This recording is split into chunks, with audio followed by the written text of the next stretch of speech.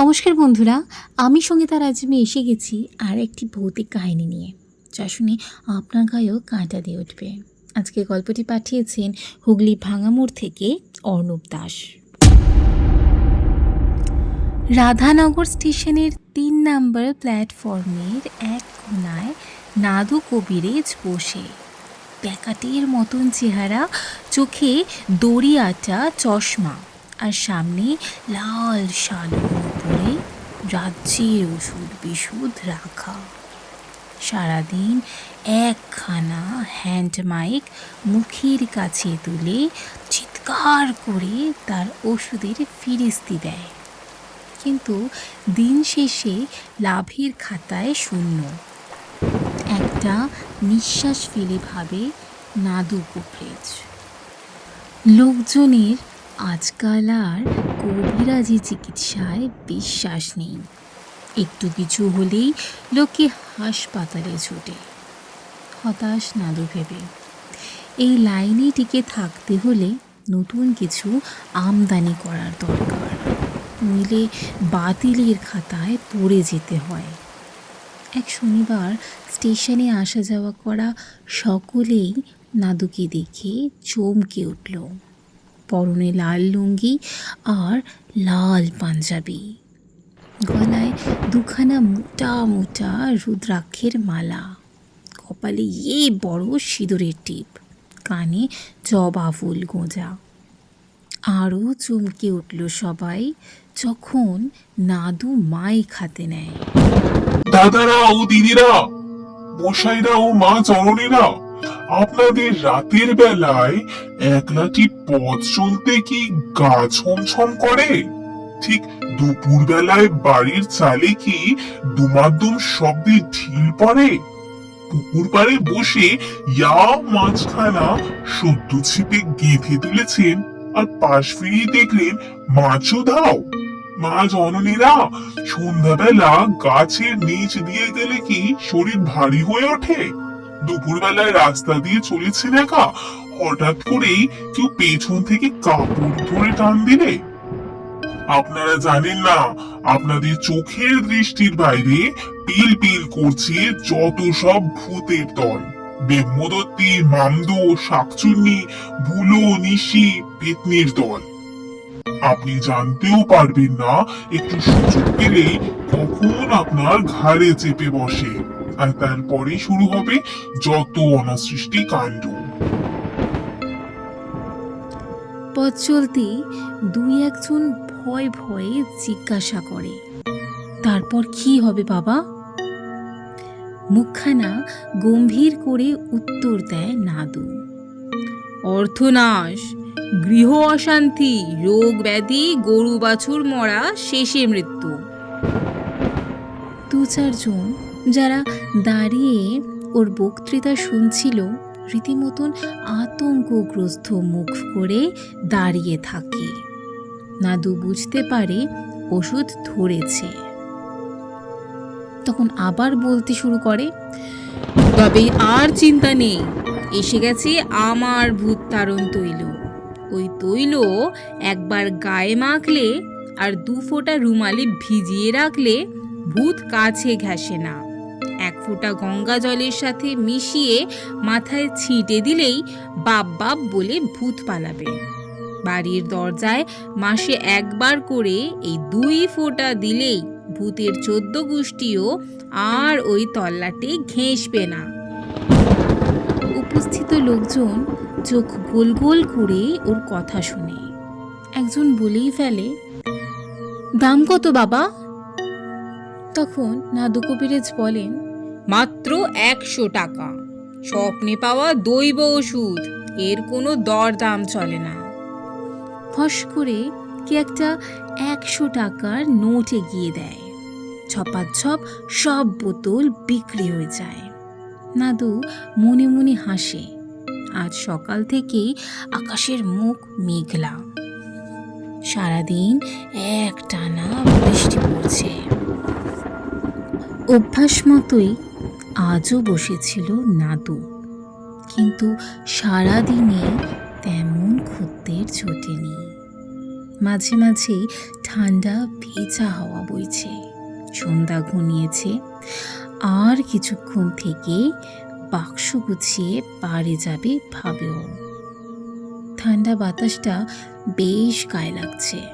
পাঞ্জাবের পকেট থেকে একটা বিড়ি বের করে ধরাতেও যায়, কিন্তু লাইটারের আগুন আর বিড়ি অবধি পৌঁছায় না।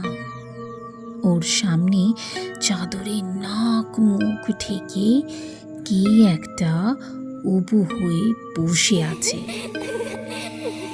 আশ্চর্য, এ আবার কখন এসে জুটল? নাদু খেয়াল করেনি তো।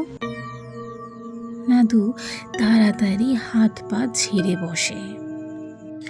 সামনে চাদরে ঢাকা ব্যক্তিটি হঠাৎ বলে ওঠে, তোমার এই দিলে কাজ হয়? কেমন খেনখেনি গলার স্বর। তখন নাদু প্রত্যুত্তরে বলে, হবে না মানে? আলবাত হয়, একবার ব্যবহার করেই দেখুন না। সামনের ব্যক্তিটি বলে ওঠে, বলি ভূত পালায় ওই তেলে? নাদু বেশ গরম হয় কথাটা শুনে,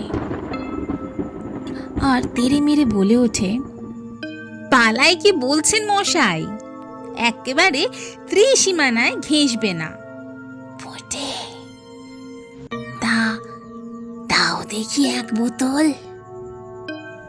বলেই আগন্তুক হাত বাড়ায়। নাদু একখানা তেলের শিশি ওনার হাতে তুলে দিতে গিয়েই বরফের মতন জমে যায়। এ কি, মাথার কাপড় খসে পড়েছে, ডেলা ডেলা দুই চোখ চেয়ে আছে, ঠোঁটের নিচে মুলোর মতন দাঁত উকি দিচ্ছে, গায়ের রং মিশমিশে কালো, আর বড় বড় নখওয়ালা লিকলিকে কালো হাত বাড়িয়ে আছে সে। নাদু টের পায় ওর মাথার সব কটা চুল খাড়া হয়ে উঠেছে। কি কে কে কে? চোখের সামনে সবকিছু কেমন দুলছে ওর। আগন্তুক আবার সেই খ্যানখ্যানি গলায় বলে ওঠে, চিনতে পারছো হে ছোকরা? গেল শুক্রবার তোমার কাছ থেকে এই ভূত তাড়ন তেল কিনে নিয়ে গেছলুম। রাতে এই তেল মেখেই গেছলুম মিত্তিরদের আম বাগানে। ও বাগানে আবার বেজায় ভূতের উৎপাত কিনা। একখানা বড় ল্যাংড়া আম গাছে যেই উঠেছি, অমনি দেখি বড় মিত্তির তার ভাটার মতন চোখ বের করে ডালের উপর বসে কটমাট করে আমার দিকে তাকিয়ে আছে। তারপর নাদুর গলা নিজের কানে কেমন ফেঁস ফেঁসে শোনায়। টের পায় ওর বুকের মধ্যে প্রাণ পাখিটা কেমন যেন ছটফট করছে। আগন্তুক আবার বলে, বড় মিত্তিরের ভূতকে দেখে এমন দাঁত কপাটি লাগলো আমার, ডাল ছিঁড়ে সোজা বললুম ভুঁয়ে। সেই যে চোখ বুঝলুম, সঙ্গে সঙ্গে অক্কা পেলুম। তার মানে আপনি? নাদু টের পায় ভয়ের চোটে তোতলাচ্ছে ও। হ্যাঁ রে ছোকরা, তাই এসেছি তোর কারখানা মচকাবো বলে। বলে সে হাত বাড়ায়। নাদু আর দেরি করে না, হাত পা ছড়িয়ে চিত হয়ে পড়ে যায়, চোখের মনি স্থির। স্টেশনের বাইরে বড় বট গাছখানার মগডালে চড়ে বসতে গিয়েই বাধা পান যদু পোদ্দার। একখানা ডালে বসে ওনার সামনেই নাদু কবিরেজ পা দোলাচ্ছে। নাদু বলে, নাম হই কর্তা, তুমি এখানে? অবাক হয়ে জিজ্ঞেস করেন উনি। খিক করে হাসে নাদু। আগে কর্তা, আমার প্রাণ পাখি খানা বড়ই দুর্বল, তখন আপনাকে সামনে দেখে সামলাতে পারিনি আর কি। দেবখানা ছেড়ে সোজা এখানে বটে।